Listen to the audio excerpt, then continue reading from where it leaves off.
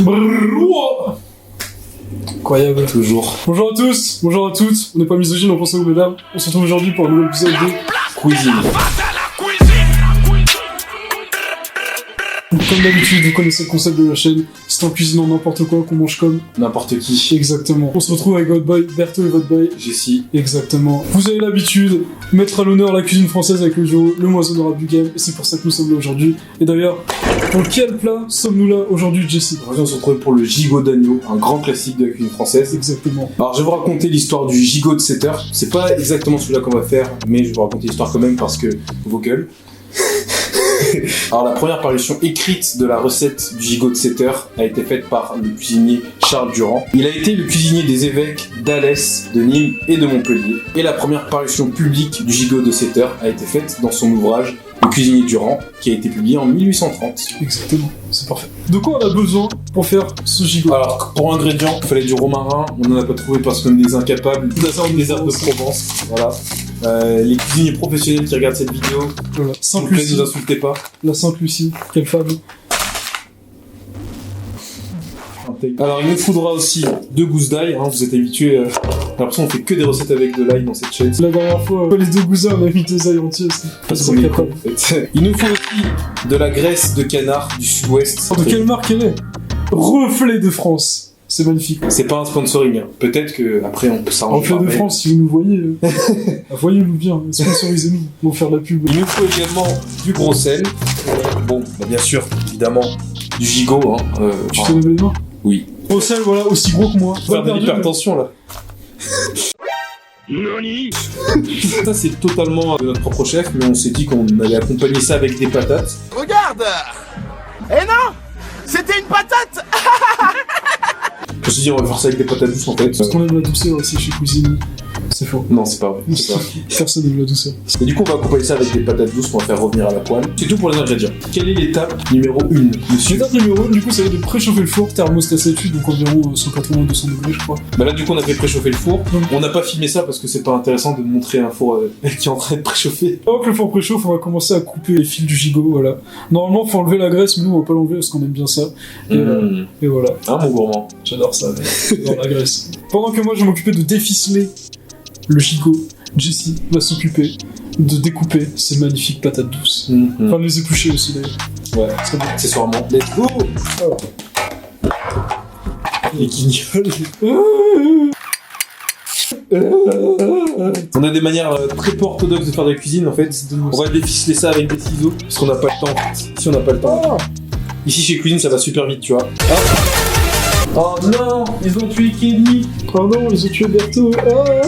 Oh c'est pas grave ça. Ça fera plus à manger.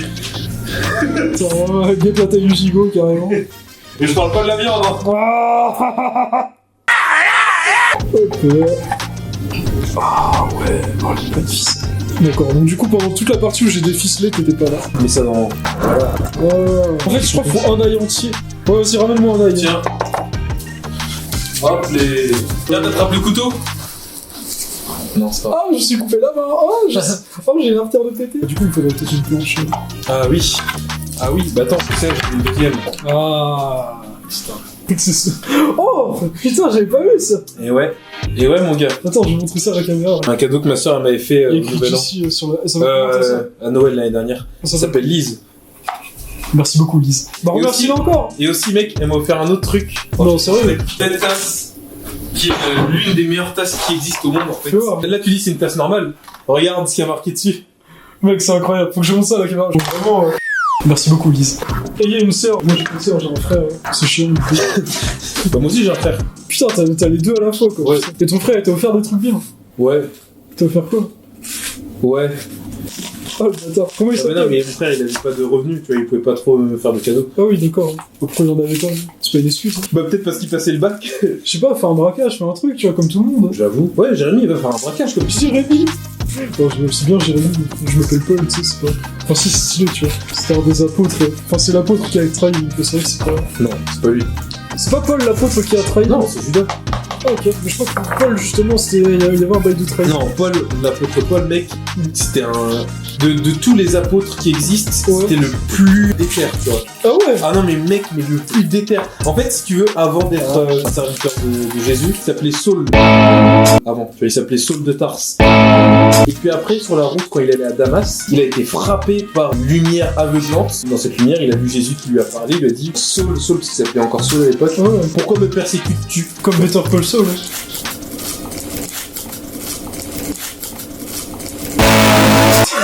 Putain, la référence de merde. Mec, je suis en train de te parler d'un des apôtres les plus déterminés qui aient jamais existé, et l'autre il me parle de Better Call Saul. À la suite de ça, il est devenu un disciple. Mais même au début, les gens ils ont dit mais non, tu vas encore nous buter et tout, t'es pas cool, tu vois. Les gens ils Tu disent vas encore nous plus. Genre, les mecs étaient déjà morts, tu sais, on se refaire, tu sais. Putain, non, chier. Il me reste 3 vies, tu fais chier. non mais du coup, les gens ils ont dit ouais, tu persécutais les gens comme nous avant.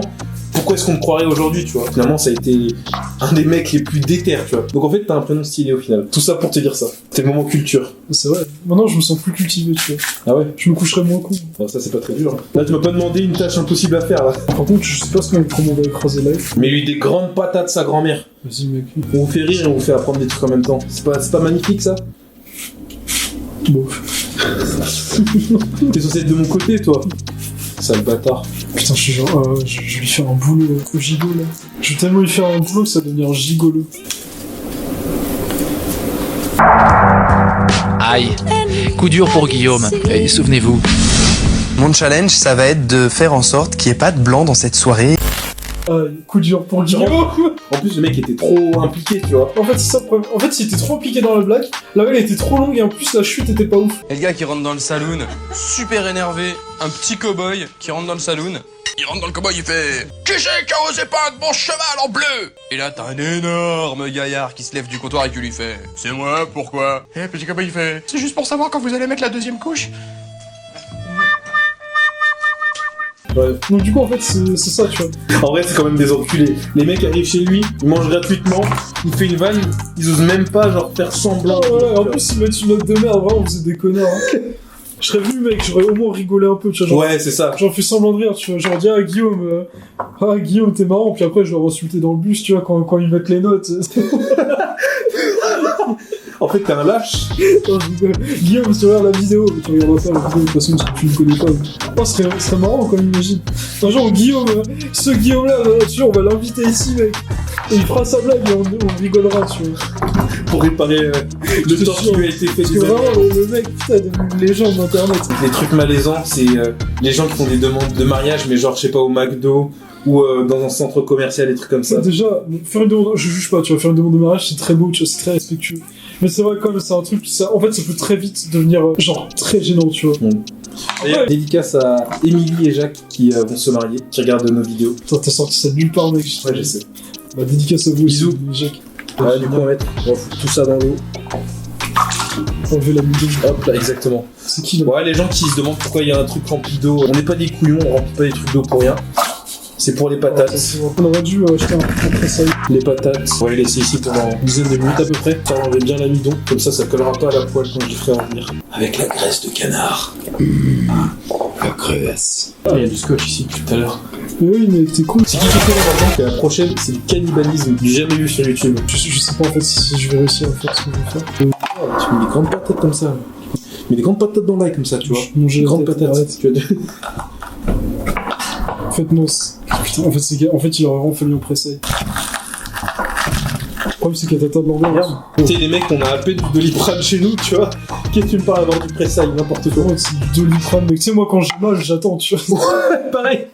Je te jure, tu sais, si. Ça me fait chier de prendre des médicaments parce que j'oublie après toutes les 4 heures, machin, je sais pas quoi. Tu sais, quand j'ai mal, je suis là, bon, bah, je vais attendre. Je bois de l'eau, puis je m'assois sur mon canapé en repensant à ma vie. C'est une manière aussi de renforcer son système immunitaire. Je te jure. Alors, en attendant, moi je vais faire la pommade. Est-ce que c'est assez en graisse d'après toi ou pas? Non, c'est pas assez en graisse. Je pose des questions et j'y réponds tout seul. Frérot, t'as vu tout là qu'il y a, mec? Va falloir en mettre plus, ça, de la glace, mon copain. Tout de ma gueule, là? Tout de ma gueule? Ah, putain, mais ça. Putain, je suis mort, ça, on dirait une bougie, le truc, Ouais. on dirait de la cire. Là c'est sexy, là c'est vendeur. Ouais, juste là, c'est très bien comme ça. Tu sais, le mec, tu sais, il dose comme ça, on s'en bat les couilles, allez. Pommade après faudra la foutre sur le gigot. T'as vu le t-shirt, hein? Ah ouais. Tu savais pas que j'en avais acheté? Non. Au moment quand j'avais acheté les slippers, j'avais acheté aussi un t-shirt Salmon Porker. Thanks, représente. Oh mec, ça a l'air fou par contre. Ah, mais mec, on a oublié le conseil. Troisième étape, ça va être de masser la viande, tout simplement de mettre de l'huile. De mettre, du coup, ouais, on va mettre tout Du ce coup, mélange tu- sur la viande. Oui, on va étaler ça autour de la viande, dans la viande, etc. Donc voilà, ça va être le moment un peu sensuel de la vidéo. Du coup, vas-y, je vais commencer. Si tu veux, vas-y, moi j'étale à la cuillère, tu vois, aux endroits et tout, toi tu masses. Parce qu'en vrai, on va pas masser tout en même temps la viande, tu vois, c'est très bizarre. C'est très bizarre. Allez, vas-y. Donc du coup, vas-y.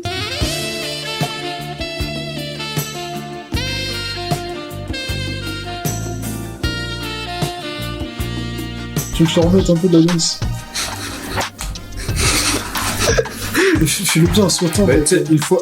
Sois tendre avec les animaux, tu vois. Vas-y, raconte-moi ton histoire, t'avais raconté un truc. Non, j'ai oublié. Bah, dis pas la prochaine fois. On peut pas Vas-y, je te remets une dernière cuillère. Vas-y. Derrière, il y en avait pas beaucoup. Voilà. Regarde. J'allais à manger pour goûter, mais mes artères, mon gars, ça va être le périph' parisien à 18h quand on va te boucher. Vas-y, je te remets. Ah, tu vois, Ouais, t'étais pas obligé de préciser à 18h pour le plage parisien. À n'importe quelle heure, en fait. j'avoue, mais comme on vous a montré, voilà. Là, il est pas super bien écrasé. En vrai, ça ressemble pas à grand chose. Il est quelle heure, tiens? C'est l'heure de fermer ta gueule. Encore? On a bien massé le tout. On va pouvoir mettre ça au four pendant 45 minutes à 180 degrés, un truc comme ça. Ouais, thermostat 7.8, donc c'est 180 degrés, environ 200 degrés. Enfin bref, de toute façon, on est pas après, j'ai faim. Pendant que le gigot est en train de cuire, les patates, on les a essorées. On va les mettre ici. On va rajouter de la graisse avec les patates douces. Oh, frère, ça va être fou. On va rajouter ça aussi. Un mélange d'origan, basilic et romarin. On va en mettre un petit peu, hein. Putain, mec, vas-y, je vais mettre une bonne On quantité. va pas s'en priver. Une bonne quantité de graisse. Ce qu'on va faire maintenant, c'est qu'on va faire cuire tout ça dans la poêle, du coup, pour faire revenir les pommes de terre et pour manger ça avec le gigot après. C'est parti. On a faim! Ah mon gourmand. Ah mon gourmand, regarde-moi ça. Regarde-moi ça à la caméra là. Oh là là, et la sauce, mec! Tu vas voir, on va la mettre dans les pommes de terre. Et là, c'est... Oh, ça va être fun. Vas-y, refais-le, on a faim encore. Se calme les enfants. Putain, tu les as séparés en deux, comme Moïse. C'est vrai que ça va être incroyable. Ça va être incroyable. Par contre, coupe bien en deux, tu vois. Je vais prendre le morceau le plus gros. C'est moi qui fais ça, normalement. C'est pour ça que t'es le... Allez, Sinon, si jamais t'en peux plus, je me sacrifierai pour finir. vas-y. J'aime bien ce morceau. Ramène. Voilà. Donne-moi ton auge. Vilain! Montre à la caméra là. Montre à la Voilà, caméra. regarde l'auge. Regarde comment elle est remplie, l'auge. Montre-leur tous ces mange-morts de ces bras. Regarde là comment elle est remplie, l'auge. Et là, on va faire un truc gros porc Ah oui, putain, d'accord, j'ai dans les patates, mon gars. Si on aime bien. Ouais, vas-y. Si on met tout. Mais tout, on s'en bat les couilles, c'est bon. Regarde, et après, regarde, si, avec les morceaux et tout, mais bien sûr. On va tout mettre. Et là, on va mélanger du coup les patates douces avec ça. Par contre, ça fait un peu une purée. Bon, c'est pas grave. Non, en vrai, c'est stylé, attends, ça fait une sorte de purée de patates douces. Ouais. Et du coup, pour le côté un peu, pour arrêter de culpabiliser, j'ai pris un peu de salade. Ouais. Comme Vu que je culpabilise pas, je vais pas en manger, mais... Par contre, mec, là, vraiment, on a inventé un nouveau plat, tu vois, tu sais, les patates douces avec la graisse de gigot et de canard, oh, ça a l'air fou. Parce qu'il y a des gens qui te disent, putain, c'est dégueulasse, ça a l'air infâme, oh, c'est trop grave, machin, on vous emmerde. Allez, baissez-la. Remplis ton auge, tiens donc. Vilain, légère, élégant. Bien sûr, la petite vinaigrette à base de sel, d'huile d'olive et de vinaigre.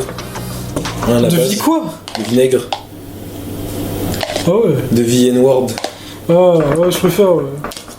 Je sais alors que je suis là, ma place. Tu veux pas m'en donner un vite fait?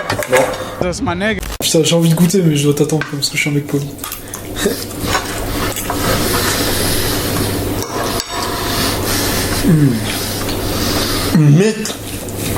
Mec, mais c'est la folie. Et les patates douces, mec. Oui, ce que je te dis, c'est giga bon.